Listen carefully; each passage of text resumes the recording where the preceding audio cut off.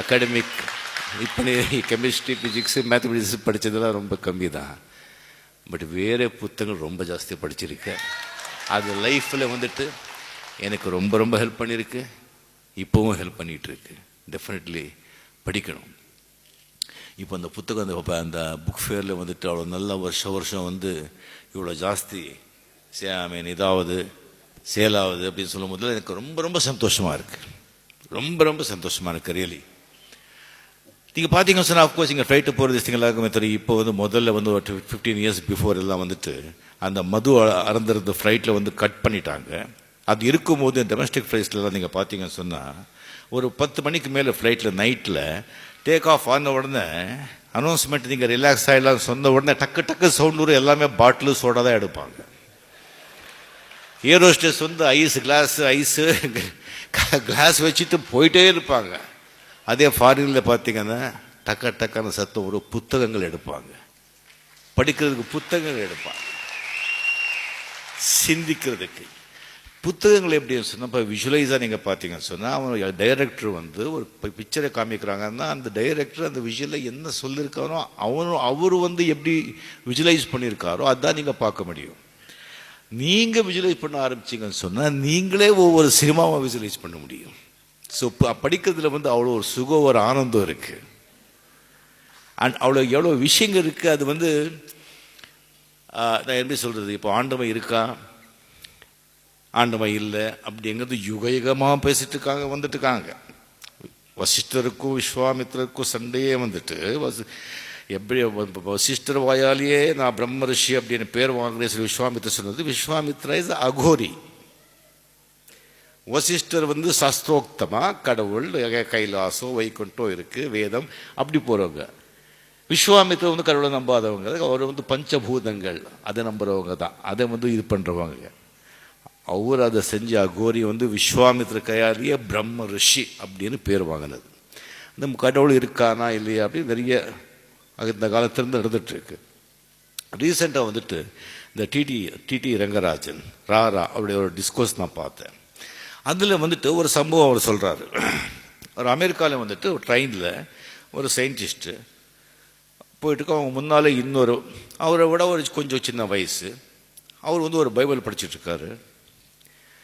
அந்த சயின்டிஸ்ட் கேட்குறாரு, என்னப்பா நீ பண்ணுறேன்னு சொல்லி நான் என்ன வாட் ஆர் யூ டூயிங்க சொன்னால் இப்போ படிச்சுட்டு இல்லை வாட் யூ ஆர் டூயிங் சொன்னால் சயின்டிஸ்ட் ஆஹா என்ன படிச்சுட்ருக்கேன் பைபிள் அப்படின்னு சொல்கிறாங்க. ஏன்பா அறிவு இருக்கா அவனுக்கு? இது வந்து சயின்டிஃபிக் யுகம், சயின்டிஃபிக் காலம். எங்கேயோ போயிட்டுருக்கோம் நீ சயின்டிஸ்ட்டுன்னு சொல்கிற. நீ வந்துட்டு இந்த ரிலீஜன்னு கடவுள் பைபிள் கிரைஸ்து அப்படி படிச்சுட்டு உக்காந்துருக்கிய. இப்படி சயின்டிஸ்ட் நாமளே இப்படி உக்காந்துட்டா எப்படிப்பா நாட்டுக்கு இந்த மக்களுக்கெல்லாம் என்ன ஆகுறது? கொஞ்சம் கூட அறிவு வந்து வளர்த்துக்க வேண்டாமா? இனிமேல் தான் அந்த புக்கு இந்த பைபிள் இதெல்லாம் தூக்கி போடு, கடவுள் மண்ணாங்கட்டி.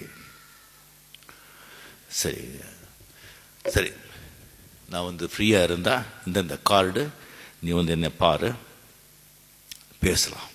சரி ஸ்டேஷன் வந்தது. அவர் இறங்கி போகும்போது நான் உனக்கு அறிமுகப்படுத்தினேன், நீ எனக்கு அறிமுகப்படுத்தலையே. சரி என்கிட்ட ஒரு கார்டு இருக்குன்னு கார்டு கொடுக்குறாங்க. கார்டு பார்க்குறாங்க, அது தாமஸ் ஆல்வா எடிசன்.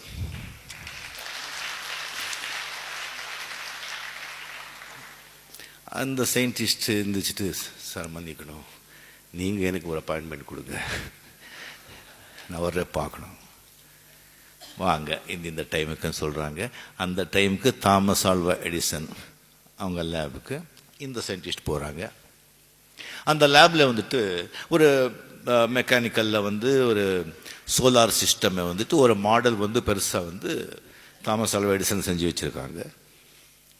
அது அந்த சயின்டிஸ்ட் பார்த்துட்டு என்ன சொல்ல, அது இவ்வளோ அருமையாக இருக்குது, இது யார் செஞ்சாங்க, எப்படி செஞ்சீங்க, இங்கே வந்து இந்த ப்ராடக்ட்ஸ் எல்லாம் எங்கே கிடச்சிது, எத்தனை நாள் ஆச்சு இது அப்படி கேட்கும்போது, இல்லைங்க நான் ஒன்றும் செய்யலை, திடீர்னு ஒரு நாள் வந்து கதவு திறந்து பார்த்தேன் அது அங்கே இருந்தது. சார் தமாஷ் பண்ண வேண்டாம், நீங்கள் சொல்லுங்கள், நிஜமாங்க ஒன்றுமே கிடையாது, நான் ஒன்றும் சார் திடீர்னு கதவு திறந்து பார்த்தேன் ஒரு நாள் அது எல்லாமே அங்கே இருந்தது.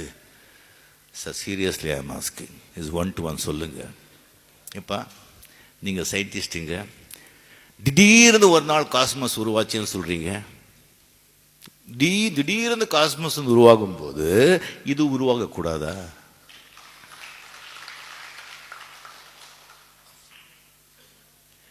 Creation, where there is a creation, there should be a creator.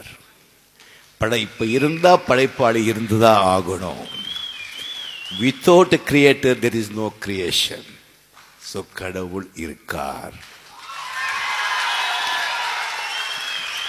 ஒரு சைலண்ட் ஆயிட்டோம்.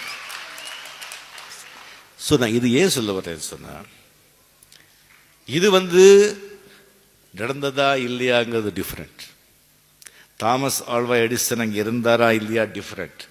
அது அவர் ஏதாவது படிச்சிருப்பார் டெஃபினட்டாக. அந்த எழுதினவர் என்ன சொல்ல விரும்பினார், கடவுள் இருக்காருங்க சொல்றதுக்கு இவர் இந்த சப்ஜெக்டை எடுத்துக்கிட்டார். இதுக்கு இந்த சிச்சுவேஷன் கிரியேட் பண்ணார். இதுக்கு 2 சயின்டிஸ்ட் பண்ணார். தாமஸ் எடிசன் பண்ணார். அவர் வாயால சொல்ல வச்சதுனால தான் இவ்வளோ ஆழமா இது போகுது. இது ரைட்டருடைய வேலை. அந்த ஒரு ஓட்டம் இருக்கு பாருங்க. That is beautiful. இந்த விஷயம், இந்த மாதிரி ஓட்டத்தை ராமகிருஷ்ணன் கிட்ட நான் பார்த்தேன். புதுசா இருக்கு, கண்டுபிடிக்கிற சிச்சுவேஷன் டிஃப்ரெண்டா இருக்கு, கேரக்டர்ஸுங்க டிஃப்ரெண்டா இருக்கு, ஒன்னொன்னும் டிஃப்ரெண்டா இருக்கு.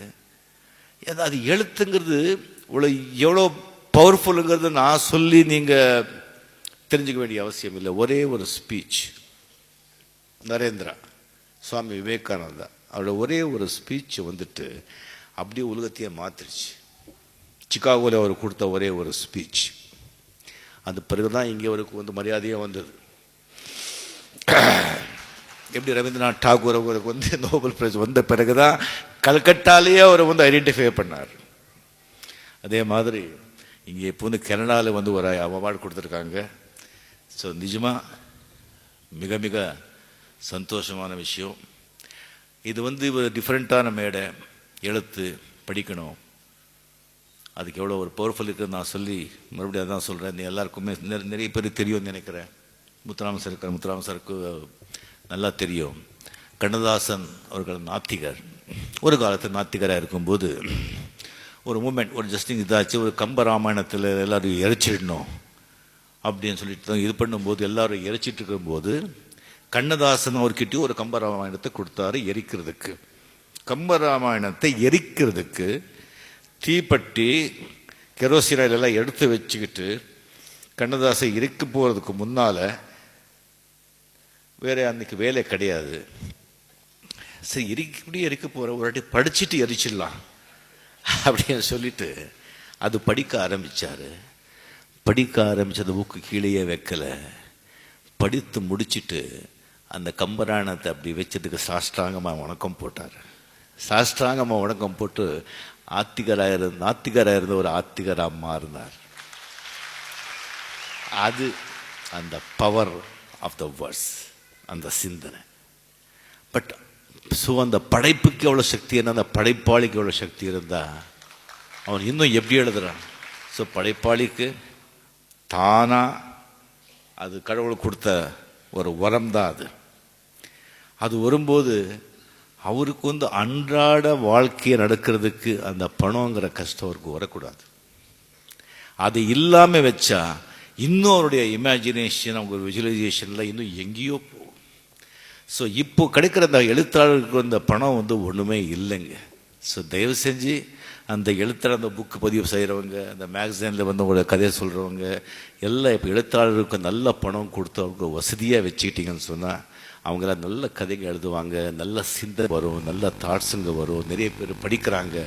அது நாட்டுக்கே நல்லது, ஒவ்வொருத்தருடைய ஃபியூச்சருக்கும் நல்லது அப்படின்னு சொல்லி, ஸோ இந்த மாதிரி ஒரு நல்ல ஒரு சந்தர்ப்பத்தில் எஸ் ராமகிருஷ்ணன் மாதிரி அருமையான ஒரு எழுத்தாளர் நமக்கு கிடைச்சிருக்காரு. அவர் இன்னும் 46 வயசுலேயே இவ்வளோ சாதனை செஞ்சுருக்காருன்னா இன்னும் ஒரு நிறைய சாதிக்க வேண்டியது இருக்குது. அவர் சாதனை செய்யணும்னு சொல்லி ஆண்டவனை வேண்டி என்னுடைய பேச்சை முடிச்சுக்கிறேன். நன்றி, வணக்கம். நன்றி. இத்துடன் இந்த விழா இனிதே நிறைவு பெறுகிறது. நிகழ்வுக்கு வந்திருந்து சிறப்பித்த விருந்தினர்களுக்கும் பார்வையாளர்களுக்கும் உயிர்மை பதிப்பகத்தின் சார்பாக நன்றிகளை தெரிவித்துக் கொள்கிறோம். நன்றி.